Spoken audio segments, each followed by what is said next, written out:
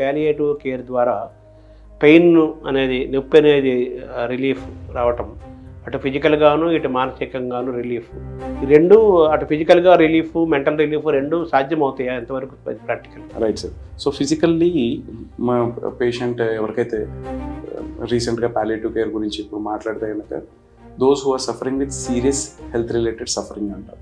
Serious health related suffering అంటే ముఖ్యంగా cancer లాంటి జబ్బులు ఉన్న వాళ్ళకి, అలాగే క్యాన్సరే కాకుండా పలు రకాల వ్యాధులు ఎవరికైతే తెలిసిన తర్వాత ఒక పేషెంట్కి స్ట్రోక్ వచ్చింది, బ్రెయిన్ స్ట్రోక్ వచ్చింది, హార్ట్ స్ట్రోక్ వచ్చింది, వీళ్ళకి వాళ్ళు వెంటనే చనిపోతారని లేదు, కొన్ని ఏళ్ళు బతుకుతారు. కానీ బతికేంత కాలము ఏదో ఒక ఇబ్బందులు ఉంటాయి. వాళ్ళకి నొప్పితో ఇబ్బంది పడవచ్చు, ఆయాసంతో ఇబ్బంది పడవచ్చు, ఆకలి లేకపోవచ్చు, వాంతులతో ఇబ్బంది పడవచ్చు.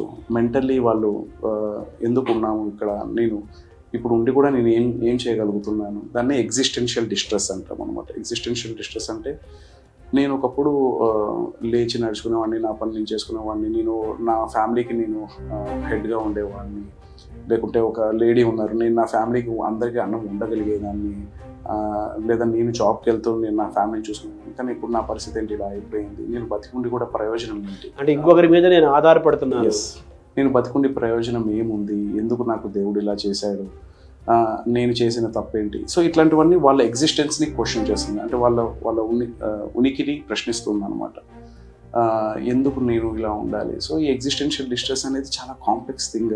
అండ్ యాజ్ ఎ డాక్టర్గా ఎంబీబీఎస్ చేస్తున్నప్పుడు మాకు ఇచ్చిన ట్రైనింగ్లో ఇలాంటి ఇష్యూస్ గురించి ట్రైనింగ్ ఇవ్వరు. మేము అనాటమీ చదువుతాం, ఫిజియాలజీ చదువుతాం, పెథాలజీ చదువుతాం, కానీ రియల్ వరల్డ్లో రియల్ ఛాలెంజెస్ అనేవి ఇలాంటి పేషెంట్స్ చూసినప్పుడు వాళ్ళు పడుతున్న బాధని జస్ట్ మనం సూపర్ఫిషియల్గా చూసి అరే నొప్పిగా ఏదో మందు రాసేసి వెళ్ళిపోవడం అనేది చేస్తే ఖచ్చితంగా డాక్టర్ సాటిస్ఫై కారు, అటువైపు పేషెంట్ కూడా మళ్ళీ మీ మొహం కూడా చూడరు అనమాట. ఎందుకంటే వాళ్ళు కూడా ఈ డాక్టర్ నాకు ఒక పర్సనల్ టచ్ అనేది రావట్లేదు.